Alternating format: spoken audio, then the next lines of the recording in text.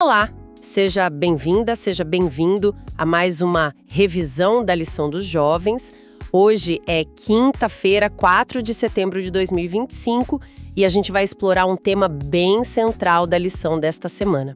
Temos aqui uns materiais bem interessantes que, convidam a gente a analisar aquela tensão, sabe, entre as tradições religiosas sobre o sábado e o que Jesus ensinava.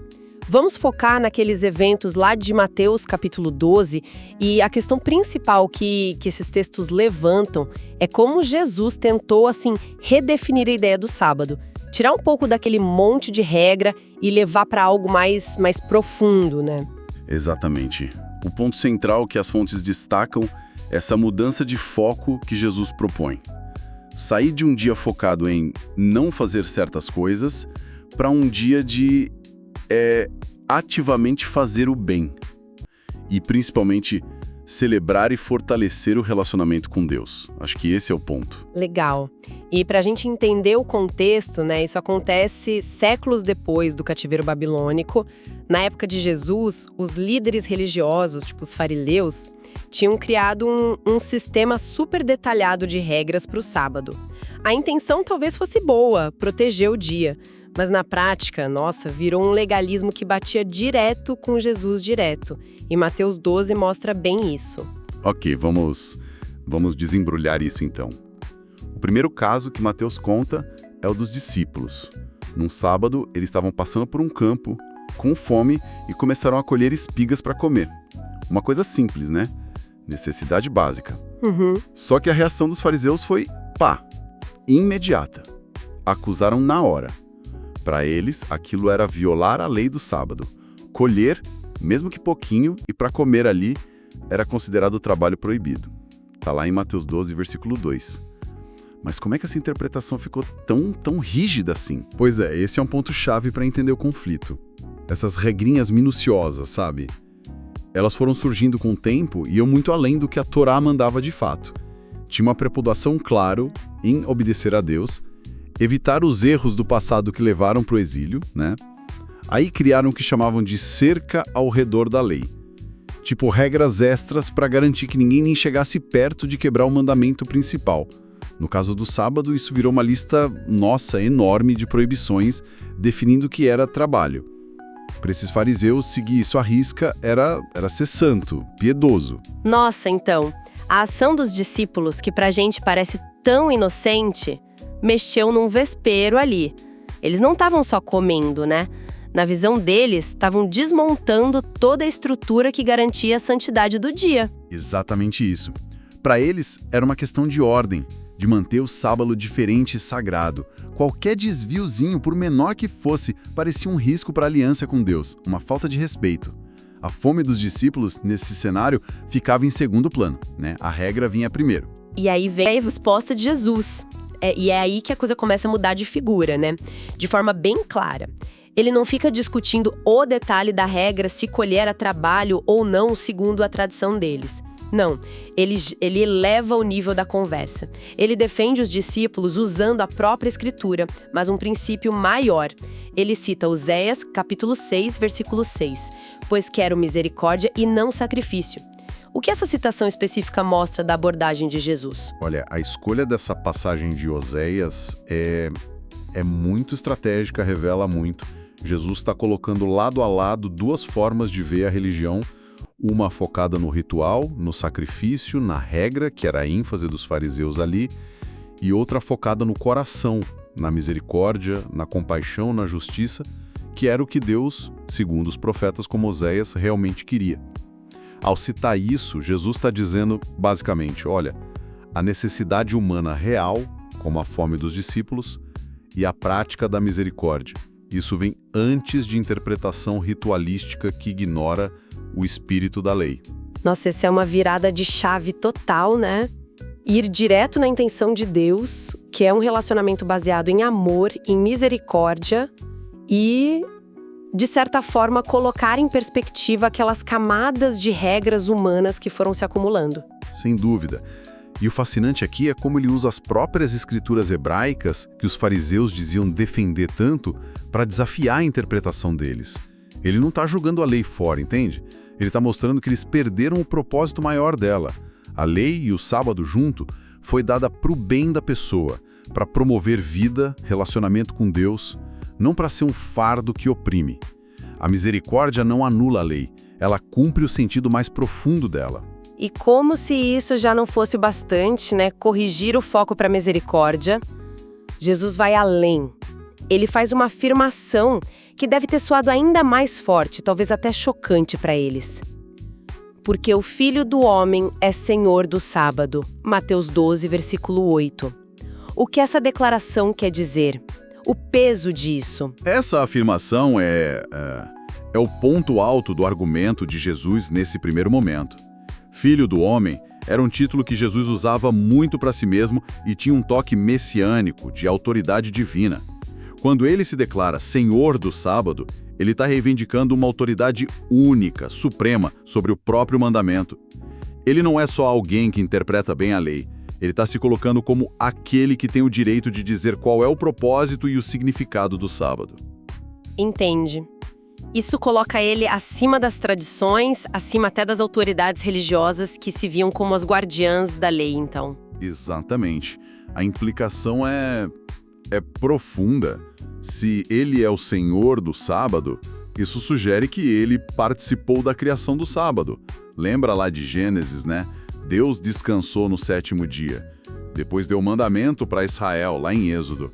Jesus está, assim, sutilmente, mas está apontando para a identidade divina dele como o Criador, aquele que fez o sábado. Por isso ele tem autoridade para restaurar o verdadeiro sentido do sábado. E o impacto disso na relação com os líderes religiosos. Imagino que a tensão só aumentou, né? Uma coisa era discutir interpretação, outra era se dizer o dono do sábado. Ah, com certeza. Essa declaração foi um desafio direto à autoridade deles e às tradições deles. Para os fariseus, para os escribas, isso soava como blasfêmia. Como assim um homem, mesmo um rabi famoso, se declara senhor de um mandamento divino tão básico? Isso só fez crescer a oposição deles a Jesus. Eles perceberam que o que Jesus reivindicava ia muito além de discordar de interpretações. Tocava no centro de quem ele era e da missão dele. Se a gente pensar no quadro geral, né, vemos Jesus não só defendendo os discípulos, mas revelando aos poucos quem ele é e qual a autoridade dele. E a história em Mateus 12 continua, né? O conflito sobre o sábado não para por aí. Logo depois dessa discussão das espigas, Jesus entra na sinagoga. E lá tem um homem com uma mão ressequida, atrofiada. Isso está nos versículos 9 e 10. O texto até faz questão de dizer que os inimigos de Jesus estavam de olho nele, procurando um motivo para acusar. A cura no sábado seria um motivo perfeito. Sim, o clima era esse, de vigilância, de hostilidade.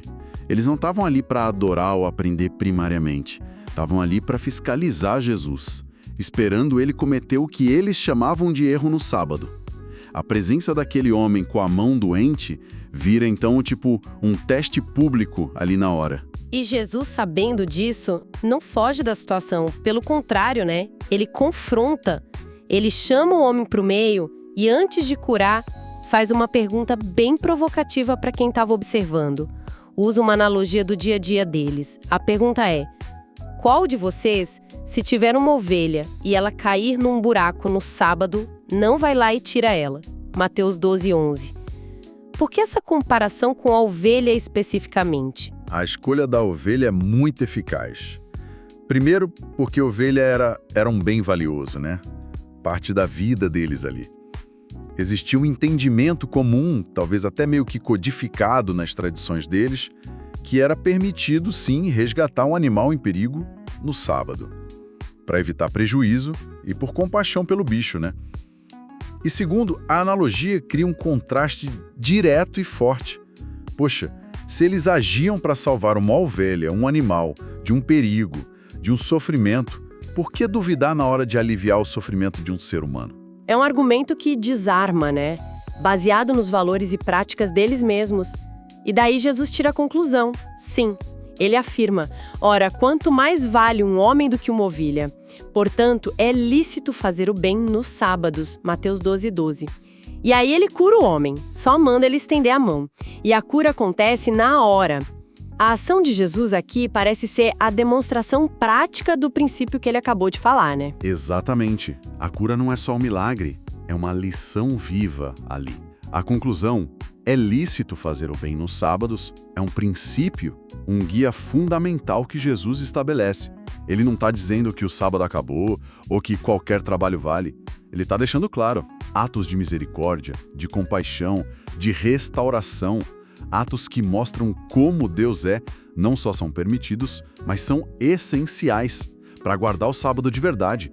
Fazer o bem está no coração do propósito do sábado. Isso traz a gente de volta para aquela questão prática que muita gente ainda tem. Se não é uma lista de proibições, como a gente sabe o que é adequado fazer no sábado? O material que a gente está usando menciona que a Bíblia não dá um catálogo para cada situação. Como aplicar esse princípio de fazer o bem e honrar o sábado, então? Olha, a perspectiva que o material traz é que a avaliação não deve ser baseada numa lista de regras externas, sabe?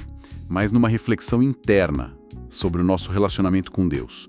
O sábado é apresentado como um sinal dessa aliança, um tempo especial para cuidar dessa conexão.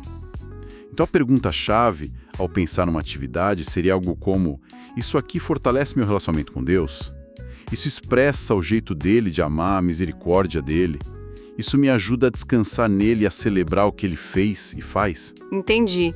Então, tipo, atividades que ajudam na comunhão com Deus, no descanso físico e mental nele e a expressar o amor dele servindo, estariam dentro desse princípio. Mas e o equilíbrio?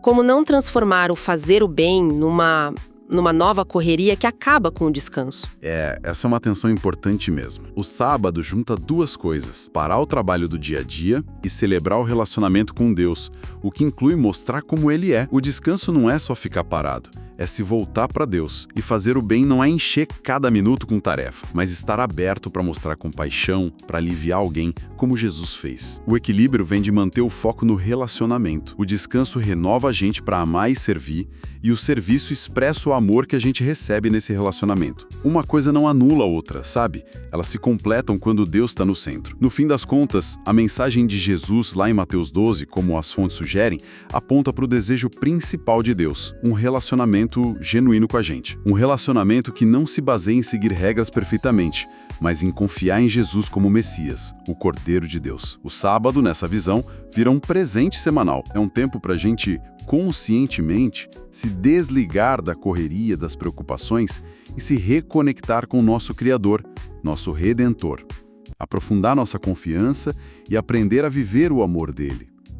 E aí, fazer o bem vira uma expressão natural dessa conexão. Então, resumindo o que a gente viu aqui nas fontes, Jesus desafiou aquela visão legalista do sábado, né? Deixou claro que misericórdia, necessidade humana real, está acima de regra ritual. Ele estabeleceu o princípio-chave de que é lícito fazer o bem nos sábados. E o mais forte, se declarou Senhor do sábado, reivindicando a autoridade divina sobre o mandamento e seu propósito. E tudo isso leva a gente a entender o sábado como um tempo especial para fortalecer o relacionamento com Deus, celebrar o amor dele e expressar esse amor com compaixão. Isso realmente muda a forma de encarar o sábado hoje, né? Não é só um dia de não pode, mas de relacionamento e ação positiva. Exatamente. A ênfase muda daquela ansiedade de não errar para a alegria de se conectar e refletir o caráter de Deus. O princípio de Jesus dá liberdade e propósito. Convida a uma observância que faz sentido, que restaura, tanto para quem guarda o dia quanto para quem pode ser abençoado por um ato de bondade feito nesse dia. Não é para acabar com o descanso, mas para entender que o descanso verdadeiro está em Deus e se mostra em amor. E para a gente continuar pensando nisso, o material deixa uma pergunta bem importante que vale a pena a gente levar. Qual é a real importância de Jesus se identificar como o Senhor do sábado? O que essa autodeclaração tão ousada realmente nos diz sobre quem Ele é e sobre o significado profundo que Ele quis trazer de volta para esse dia especial? Fica aí para a gente refletir. Até amanhã no próximo estudo. Até mais!